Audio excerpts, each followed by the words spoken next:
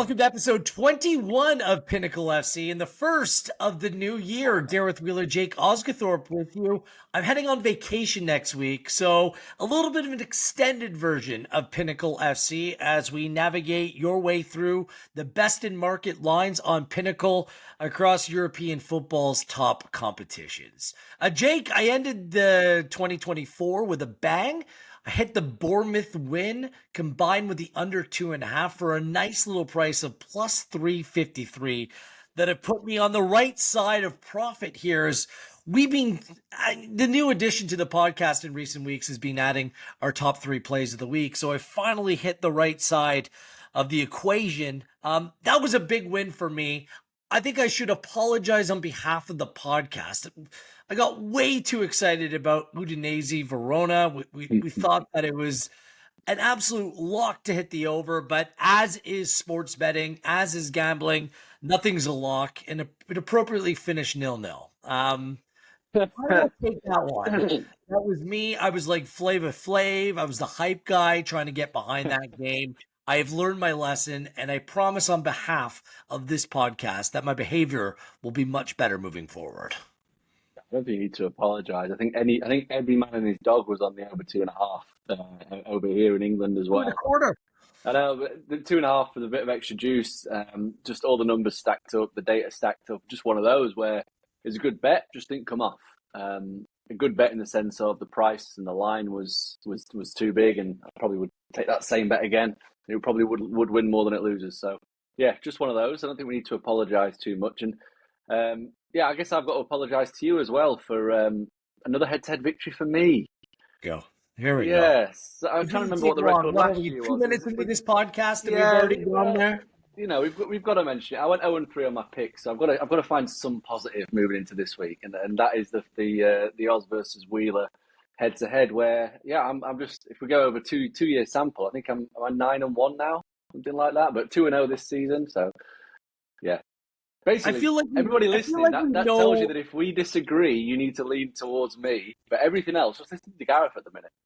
But in my own defense, I was rather non-committal to making that play. It was in the Arsenal-Brighton game. Jake liked the under. I liked the both teams to score in the over. The both teams to score part played out, but it finished 1-1 in that game. And you sensed vulnerability. Like, you know me well enough now where you can put out the bait and reel me in, and that's exactly what you did there. So fair play to you. You know the person that you're doing battle against here on this podcast, and you took full advantage of my perceived weakness. So well done to you. Look, lots to get into. Jake actually has a couple plays in France this week as well. We don't always touch on Liga, but Jake wants to go there this weekend. Across the UK, it's FA Cup weekend, third round fixtures. We should mention no replays as well. And that absolutely affects the market and the way that you approach games. I'm not a huge fan of making widespread plays in cup competitions.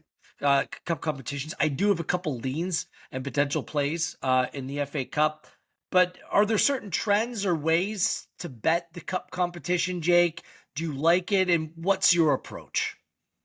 Usually, I absolutely hate it. I usually hate the FA Cup. I'm a creature of habit. I like the Premier League week in, week out, that consistency. But I've got to say, this week I'm pretty excited about the slate because it's actually thrown up some really interesting ties where you've got some struggling Premier League teams against some potentially on the up lower league teams that could take advantage. So, I mean, for me, I always look at 4 things really at this stage of the competition: recent form of both teams, recent rotation in FA Cup. So previous years, how they fared, have they gone far or deep?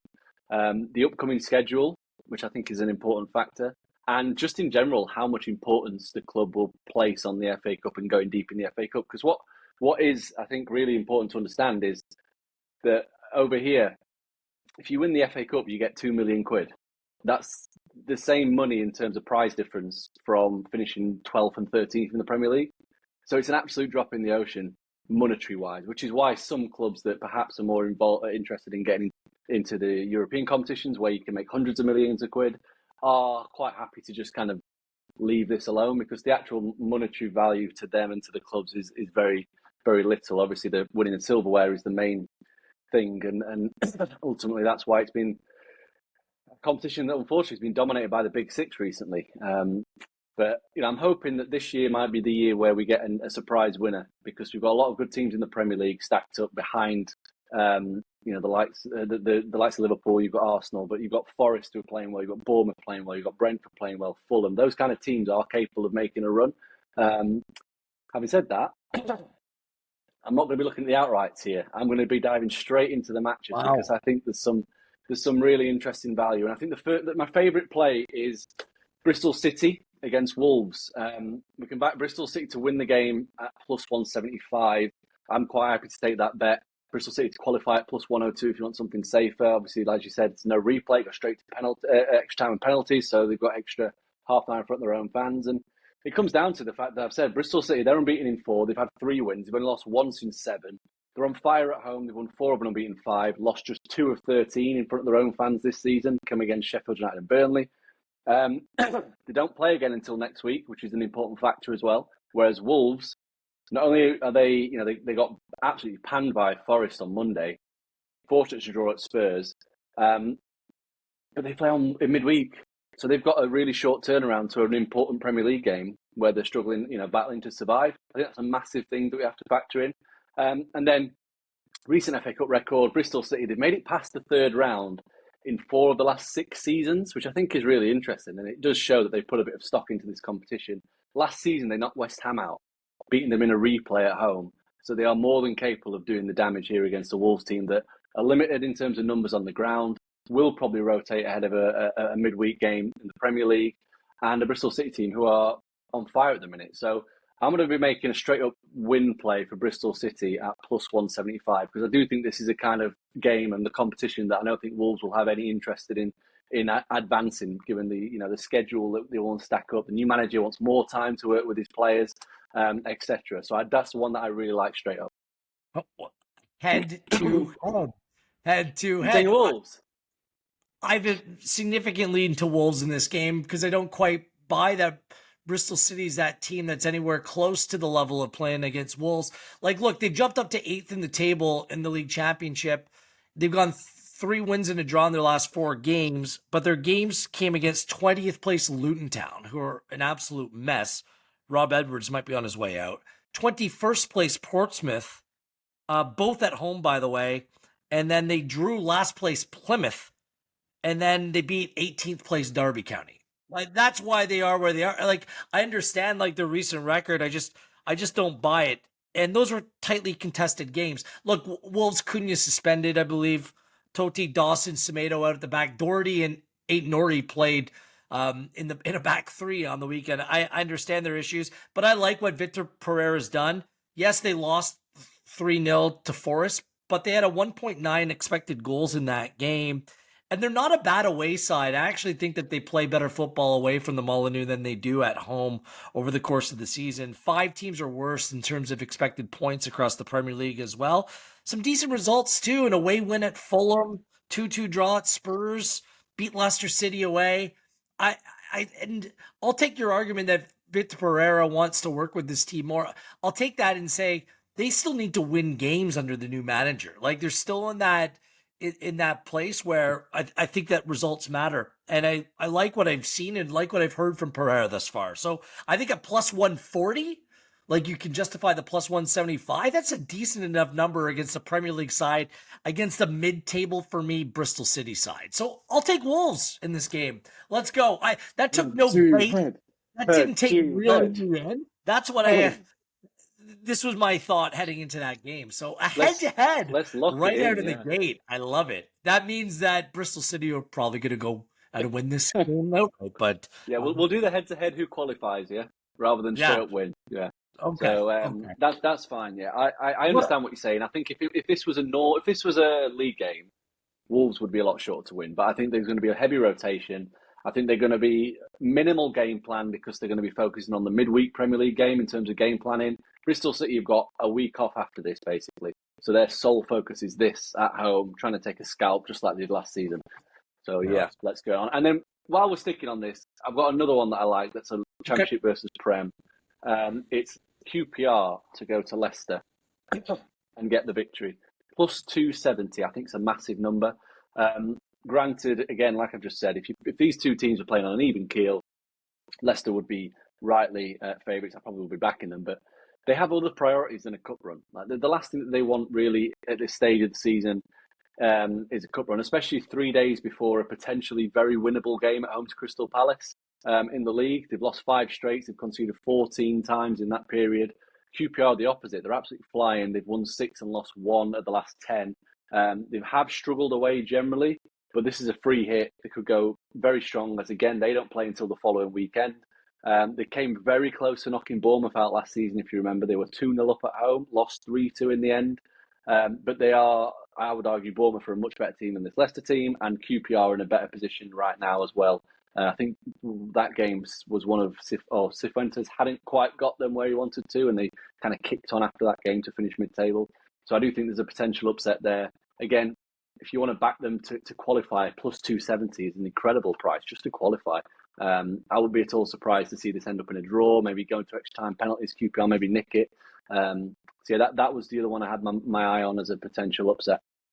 Okay, I'm not touching that one. I could run through some plays. You're a Sheffield boy, aren't you?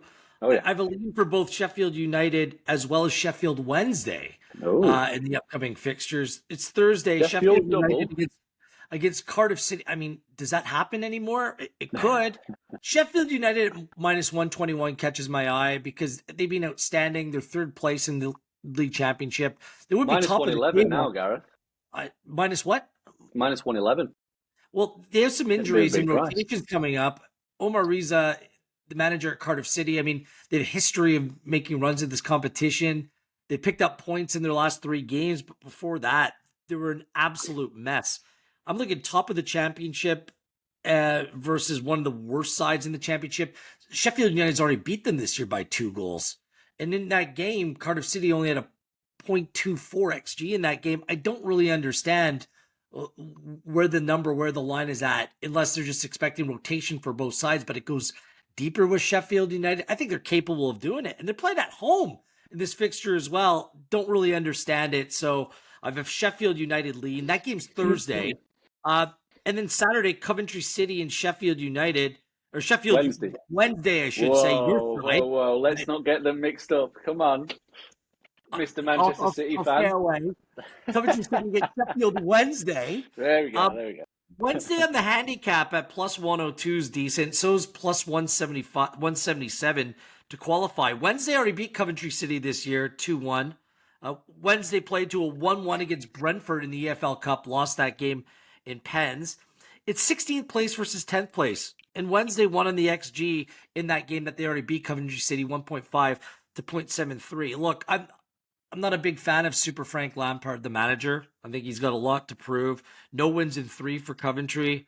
And it's just the only reason why I think you're getting these numbers is Coventry City won this FA Cup fixture last season. They do well in the Cup. You're a Wednesday fan. Maybe you can have my back a little bit more here. Something doesn't look right when it comes to that line as well. And I'm happy enough to play Wednesday on the handicap or to qualify at either plus number. Yeah, I would agree with you. I think I'm with you. I don't really rate Lampard as a manager. I think he's fallen into a good situation. The Coventry team that he's inherited is pretty good, but Wednesday are a very good away team. And when you couple that with the fact that they are somewhat in the race for the playoffs, but probably more likely to miss out, then I think a cup run is definitely on the minds of Danny Roll, and they'll be fancying the chances. I mean, we saw what they did in the Carabao Cup. I think they got through, played against Brentford, took Brentford to penalties at Brentford. He played really interesting tactics in that game. Basically left all his starters on the bench, went 1-0 down, brought them all on, resulted in an equalising goal and finished stronger. So it could be something similar. But yeah, I definitely think the line should be closer than what it is. I don't think Coventry are that much better than Wednesday, that they should be a odds-on favourite. A couple more Friday. This is one where a team from a division down, I think, can beat a team from division up. From League One, Wycombe Wanderers, they're having a really good season. Richard Kone is really impressed, leading the line. He scored 13 goals, but he's second in League One scoring. They're right in the mix with Birmingham City and Wrexham right now atop the table. They take on Portsmouth. They're playing at home. Portsmouth is only 5 spots technically ahead of them. They're right near the bottom of the league championship right now. Wycombe went 19 undefeated before losing to Charlton on December 29th. Their only other 2 losses both came in their first 3 games of the season. So they've been on really good form. Portsmouth, no wins in their last 8 away from home. You look at they've had some decent enough wins. They've all come at home. Their away travels have been a nightmare. At plus 137 for a home win here, I think that's the way to go in that fixture as well. See, And really, go sorry, ahead. just to cut in, I was very close to making that play as well, but Wycombe played yesterday in a league game against Huddersfield, and I just wonder if that tight turnaround could be a bit of a problem. Tuesday, Friday is a bit harsh. I mean, usually you get Tuesday, Saturday. Tuesday, Friday seemed a little bit tight, and obviously Portsmouth with their obviously better squad, better players, they'll be better prepared. This again, I don't think they play next midweek. There are a couple of champ games. I don't think Portsmouth are one of them. So they've got a week after this. So they might be looking at making a cup run, trying to get themselves back. So that was the only reason why I kind of left that one alone. But I definitely think that. Good rationale. No, it's good to explain. That was just a lean that I don't even want to make that an official play, but it's a game that caught my eye. One that will be an official play, and get it now while you can. We're recording this podcast on Wednesday before Spurs and Liverpool in the Carabao Cup. Spurs travel to Tamworth on Sunday, who are 16th. I want to talk about this one as well. In the National League. Okay, explain this to me. Spurs -2 on the handicap at -114. I'm making that play because Maddison and Sarr are both suspended. They're going to play in that game on the weekend. Both good enough players. Drag Machine's coming back. Mikey Moore's coming back. Bentancur will also be coming back. Didn't play on the weekend from suspension. At -2, when you're playing at 16th in the National League, I just don't get this. Postecoglou wants to go out and win every competition. He set that bar for himself, and I'm not sure what's going to happen in the first leg of the Carabao Cup on Wednesday. But only -2 here, Jake. I mean, they're begging me to make that play, and I'm going to oblige. I'll back Spurs. See, that's a bet that I simply can't make at this moment in time. Just purely because of Spurs' defensive issues and the fact that Tamworth have got what you might call a long throw genius in Tom Tonks. Okay. If you Google him, right, the first picture you get is of him throwing the ball, not controlling it or anything like that. He's throwing the ball. He can literally throw it from the dugout to the 6-yard box. And we all know set-piece issues for Spurs continue to be a problem. I think this could be an absolute bombardment from Tamworth at every opportunity. Come on. No, I'm not saying they're going to win the game, but I do think that they'll keep it fairly close. And I do want to I've done quite a bit of research on this. And Tamworth, they have played up recently. They beat Huddersfield in the first round. They beat Burton in the second round. Both of the League One. Obviously, Tottenham's a big, big step up. But even in their own league, they've actually fared well at home, just in general. They've lost just 2 of 13 games this season at home, which I think is really impressive. It kind of shows you how awkward it is to go there. It's a tight pitch. It's an AstroTurf pitch, which might catch out the pros at Spurs.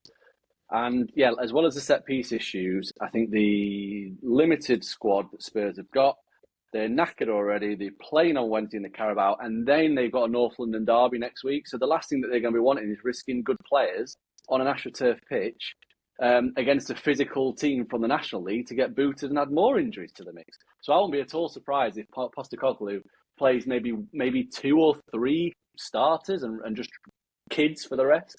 And then, the final point I will make is that Spurs, if they fielded an 11, this handicap should be probably -4, something like that. But they're gonna field a team that's not of that kind of standard, and I think that gives them a chance in that non-league team. And they've actually fared pretty well the last few years, non-league teams. So last season, the teams that were non-league that got to this stage, they won 1, lost 3. All 4 teams scored.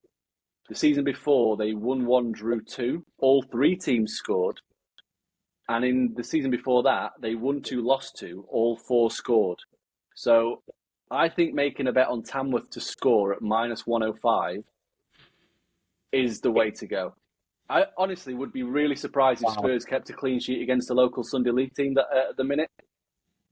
Tamworth are a bit better than that, and yeah, I think that their set piece problems are gonna really cause Spurs some issues. So A bit I'm better taking than it. I look. If they play Region, Do you Bergval, want a head to head? Do Madison, you want a head to Sar, head like, time of score? I will go head to head here too. Because this is going to make my board like they're Tamworth to 16th score. in the National League, Jake. Like this is Spurs play good football. Even when they go deeper into their squad, I still think they can play some good football. And two's a generous line for me. So let's go Well, head to head. I'm not going head to head on the handicap. I meant about Tamworth scoring. No. I'm not touching that because I will Oh, okay. never want Spurs not to concede. Spurs clean sheet. Are you kidding me? I'm not. No. That's But the main that's the main Spurs bet can I'm putting up. score 4 or 5 in this game. I've no doubt about that. We'll see how that plays out. The game's Sunday as well. Plenty of turnaround from the Wednesday fixture. All right. I do have similar thing. Watch the line when it comes to Newcastle Bromley. Bromley's 12th in League Two. Newcastle's on fire right now. It's already shifted out after their win against Arsenal in the Carabao Cup from -2 to 2.25. Still, it's at +102. I'll be making a play there as well. Arsenal, Manchester United. I mean, this is the marquee fixture. I do have a play here. I like under a goal in the first half at +113. The total set on Pinnacle at 1. United frustrated Arsenal the last time they play. I know the 2-0 scoreline told a different story because United didn't create anything from an attacking perspective. But Arsenal scored both goals from set pieces and both came in the second half. In the actual run of play, they really didn't do much. And United in that game, no Menu, he will start. No Lisandro Martinez, he didn't start. No Ahmad in the starting 11.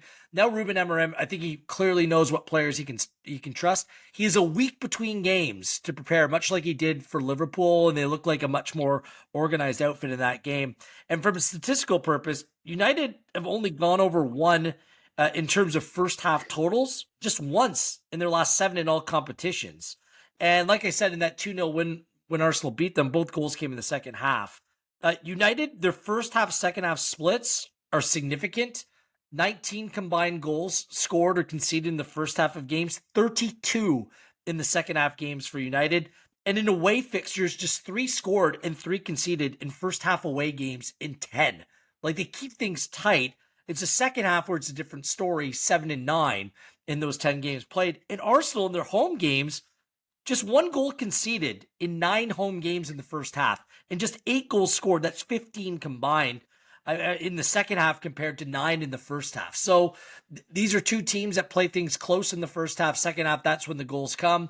Give me a full goal. So if a goal is scored, it's a push. No problem. At +113, I really like that play. And considering this is a cup competition, I think it'll be a little bit tighter in terms of the way it's played as well. So that's it from the FA Cup for me. Not sure if you have anything. No, I think your bet there is interesting. I won't put anyone off it.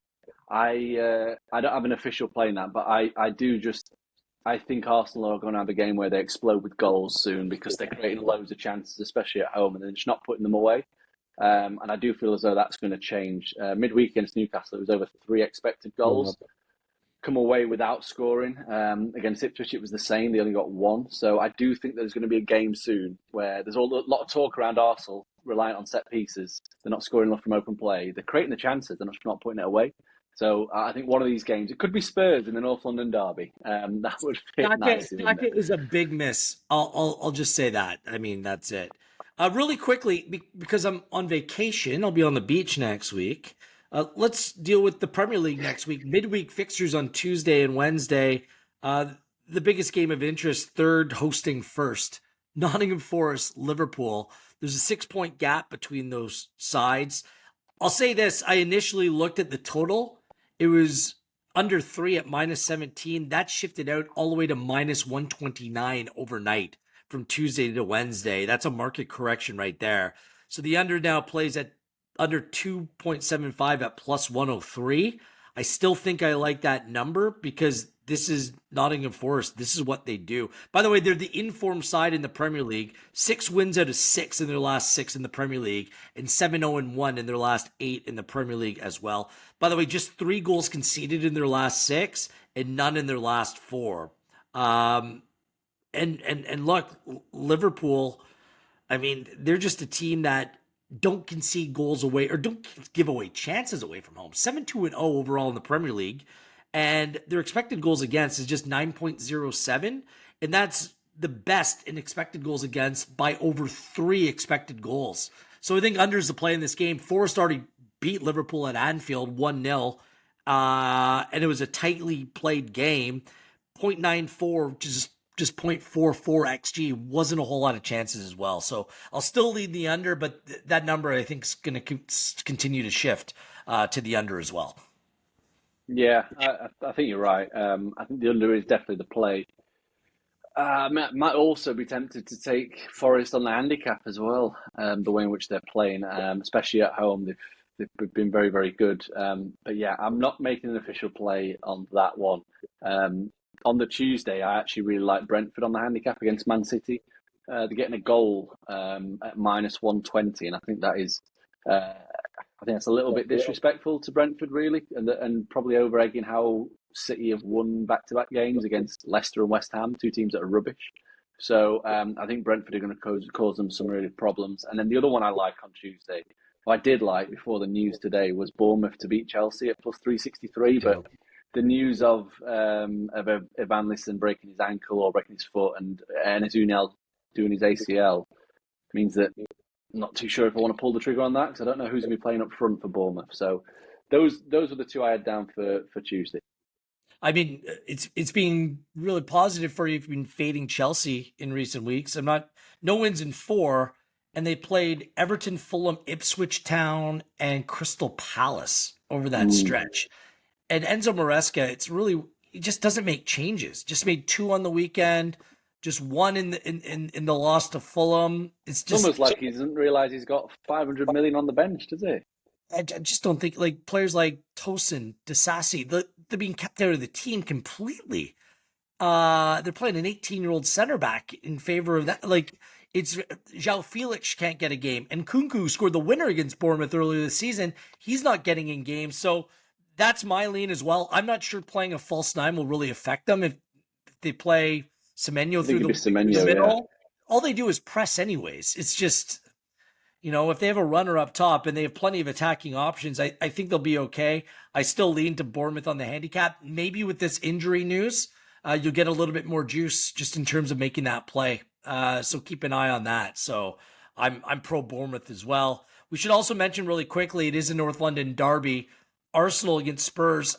I'm leaning Spurs because they play at Tamworth. Arsenal played Newcastle, and then United, and then Spurs. Like the order of games as well it's a tough little stretch. And no Saka. I mean, the line is set at 1.5 goals, and it's at -104 if you want to back Spurs. I'm not sure if I'm that brave, but that's my initial lean. Let's see how things play out this weekend in terms of squad selection, where things go. But my initial lead in the North London derbies to Spurs on the handicap, not to win the game. I would definitely be leaning towards Arsenal on the handicap rather than Spurs. I know what you're saying about Arsenal, but how can you want to get this Spurs team on side when they still have no defence? They're going to be going to the Emirates playing Dragusin, Archie Gray, Jed Spence, and Pedro Porro. And then their goalkeeper that either they've just signed or the youth team. So, how can I personally, as I've just said, I think Arsenal are going to explode with a high-scoring game soon. I wouldn't be surprised if it was Spurs. So I would be leaning towards Arsenal. So if you want to make that head-to-head, we can make that a head-to-head. No? When Leicester City plays, Jake, I just want to mention this quickly. Over 2.75 at -106. They play Crystal Palace. Palace has been an over team in 5 of their last 7. Both teams have scored in 6 of 7 as well. And Leicester City cannot defend. No clean sheet in 14. They've been up 16 goals in their last 6 league games. So when Leicester City's playing, I have a strong lean to the over, even if they're playing Palace and their numbers over the course of the season don't look great. But I still think that this is an overplay in this game.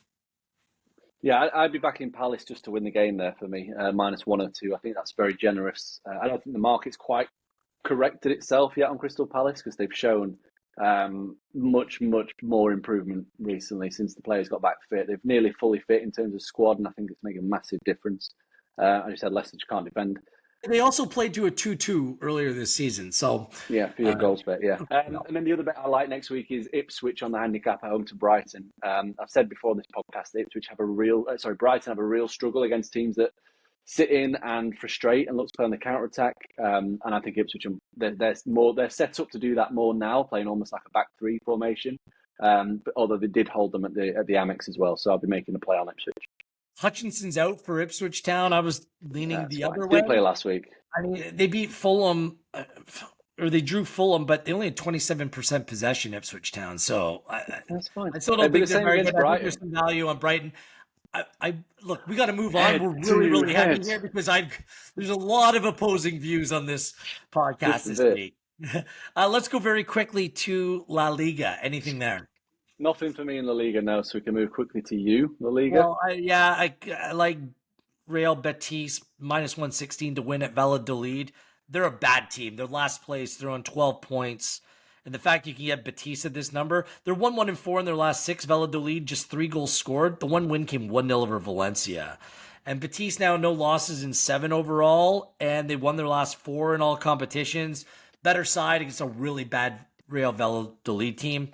Similarly, Sevilla at +103 at home against Valencia. I don't love this play, but Valencia 19th in the table. Carlos Corberán has a lot of work to do here. 0-2-4 in their last 6 with just 4 goals scored. They drew Espanyol and they lost to Valladolid in their last 2 away games. They're the worst away side in La Liga. So my preference is to roll with Sevilla here. Their recent losses, by the way, Sevilla came to Real Madrid and Atletico Madrid. So their recent form, just take that into consideration.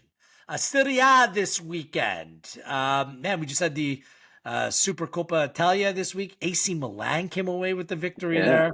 Sergio Conceição, welcome to Milan. And Marcus Rashford is now hanging out in Italy. Perhaps that's a landing spot. Any games in Serie A this weekend? Only the Friday game, Lazio v Como. I thought Lazio were a big price just to win the game at -124. They have a few suspensions. On to -121 now, Jake. Is it? Yeah. A few suspensions for Lazio in forward areas, but I don't think that'll make too much difference. I think they are 5th best team in terms of expected goals at home, expected goals process, that is. Como struggled to create away from home, less than 1 expected goal per game, and so far, apart from Atalanta, where they had a really weird smash and grab 3-2 win, they've really struggled against the top side. So Juve beat them 3-0, Napoli 3-1, Lazio 5-1, Fiorentina 2-0, Inter 2-0. So I think the price on Lazio to win and bounce back from Rome derby defeat is a little bit too big. Yeah, I mean, I'm with you. It's one of my favorite plays of the week. Lazio to win this one. Como just 1 win away in Serie A this season. No wins away in 5. Lazio have gone through a very difficult run of teams that they played against. They've averaged 1.84 opponents' points per game. It's the hardest run in the Serie A over that span, including games against Napoli, Inter, Atalanta, Roma, which 2 shots on target, 2 goals for Roma in the Rome derby as well. And you said it, Lazio beat them 5-1 at Como earlier this season, -121. I like it. Also, I'm on this Inter win-to-0 streak, and I'm going to run it because away from home when they play bad teams, it's cash money. +116 is my favorite. +116 is my favorite play of the week. Coming off, a disappointing loss in the cup final to AC Milan. It's a great bounce back spot. Recent away games, 3-0 win, Cagliari, 6-0 over Lazio, 5-0 over Verona, 3-0 over Empoli, 1-0 over Roma. Like clean sheets away from home. They are so good. By the way, 5-1-0 in their last 6 in Serie A, 20 goals scored, just 2 conceded. And Thuram and Pavard come back into the team this weekend as well. So that's my favorite play of the week. In the Bundesliga, we have Borussia Dortmund and Bayer Leverkusen, I believe, on Friday as well. This is the marquee fixture of the weekend. Any feel or play here or anything else going on in the Bundesliga as they return from their winter break? Winter break always does a spanner in the works, doesn't it? It just kind of halts momentum and it's almost a bit of a reset. So I'm always very wary. I did think Leverkusen looked a big price though at +150. I think I'm trying to remember off the top of my head what price Bayern Munich were at Dortmund. I think they were close to even money. I think Leverkusen should be in and around that kind of price, maybe plus 110, 120. I don't think there's too much difference between Leverkusen and Bayern Munich. So I do think that's a big price we're getting for Leverkusen to win. Before the break, they were rolling. Only away from home, only Bayern had conceded less expected goals than Leverkusen. They were looking much more like their old selves after a wobbly start. And pre-break, Dortmund were really struggling in attack. They generated just 1.2 expected goals in the last 6 league games, which I think is an alarming stat. And yeah, like I said, I think there's a bit of a gap between these clubs, bigger than what this price is suggesting. So I will be leaning towards Leverkusen on that one. I mean, Dortmund's dropped in the table. I'm playing Leverkusen on the handicap. It's at nil at minus 120 because Dortmund haven't lost at home. Leverkusen haven't lost away. But you're right. Leverkusen rolling 9 wins in a row and no losses in the last 10. Patrick Schick has stepped up and stepped in. He's on 9 goals now in 4th place. Dortmund have had problems. Now word is broken on Wednesday that illness has run through the team, including Vladimir Anton as well as Kabar at the back. Niklas Sula is injured. Pascal Gross is suspended. And this Dortmund side, you know, they just haven't looked the same. They drew Hoffenheim in their last 15th place Hoffenheim in their last home game. It was 1-1 and only had a 0.43 XG in that game. So I think some frailties are starting to show, and Leverkusen's absolutely the play. One other play for me, again, it's one of my favorite plays of the week. Mainz against Bochum. Mainz is 5th place in the Bundesliga, and they're 5-0-1 in their last 6. Only Leverkusen's been better over that span, and wins over Eintracht Frankfurt when they were man down, Bayern Munich and Borussia Dortmund among those games. So Burkhardt has been great. He's now drawing transfer interest elsewhere as well. They're a good team. -1 is the handicap. I'm happy to play that at even money. Bochum is bad, like really bad. 18th place or bottom of the table, 1-3-11 on 6 points on the season and 1 away point all season. 22.58 expected goals against, by the way, away from home is the most in that category by over 4. So I'll back Mainz in this game as well. Anything else for the Bundesliga, or do you want to present your Ligue 1 plays? Because I have nothing there. And this is a rarity on this podcast that we're making our way to France. Yeah, I think there's a really interesting matchup between Toulouse and Strasbourg, where you've got Toulouse priced at -124, and I think there should be a bit of a deal shorter. According to underlying, I mean they're on a tear anyway. They've won 6 of the last 8 matches in the league. Their only 2 defeats in that time have come against PSG and Monaco. And Toulouse rank as the 3rd best team in the league based on expected goals data, despite sitting 8th. And PSG, Monaco are the only 2 teams above them, and they're the only teams that have beaten them. The best defensive team in the league based on expected goals as well, consider the fewest number of chances. And you've got Strasbourg, who are just a mid-table team, basically, mid to bottom half. They're 7th from bottom in terms of expected points.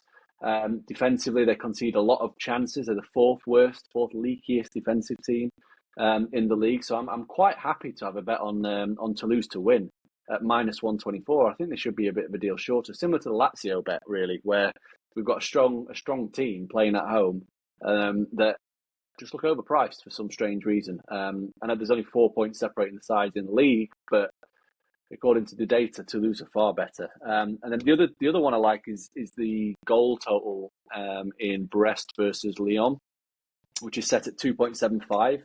Happy to take the over at -107. Again, I can't quite get my head around this. We spoke about Brest's defensive problems a little bit when we on the Champions League show a couple of weeks ago. But in the Liga, they're the 3rd worst defensive team based on expected goals. They're over 2.2 expected goals conceded per game. Lyon, the 3rd best attack, but also struggle defensively. Brest home games have averaged 3.3 goals per game this season. So I would be quite surprised if this one is a bit of a low scorer.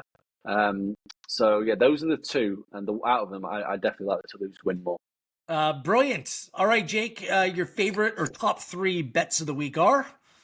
I'm going to take the Toulouse win at -124. I'm going to also take Lazio win, -123. I'm going to take Bristol City to beat Wolves at +174. Just had to go there, didn't you? Oh, got to, yeah. Are you going to take Wolves to win? No, that's not going to be my top 3, but Number one is Inter to win to nil, plus 116. Mainz on the handicap, a full goal against Bochum at even money. And the third, Spurs to cover the spread of 2 at Tamworth, minus 114 in the FA Cup. That's all for us. We'll be back in 2 weeks' time, I guess. I'll be on the beach next week in Mexico. Well, the only totals I'll be thinking about is how many beers I've had before lunchtime. And that total may be higher than expected. Please take the over. Well, at least I will. Expected pints. That's the new metric we need. Expected pints. Yeah. I'm going to be like Brest or Verona or Spurs when it comes to the total. Just smash the over. There's no defense for it whatsoever. Jake, have a good week, pal. We'll do this again in a couple weeks. You too. Have a nice holiday as well. In the meantime, hit the subscribe, hit the like button here on this podcast. And for all the best markets in play, you know where it is. It's on Pinnacle. On behalf of Jake and everyone at Pinnacle, I am Gareth Wheeler. This has been episode 21 of Pinnacle FC.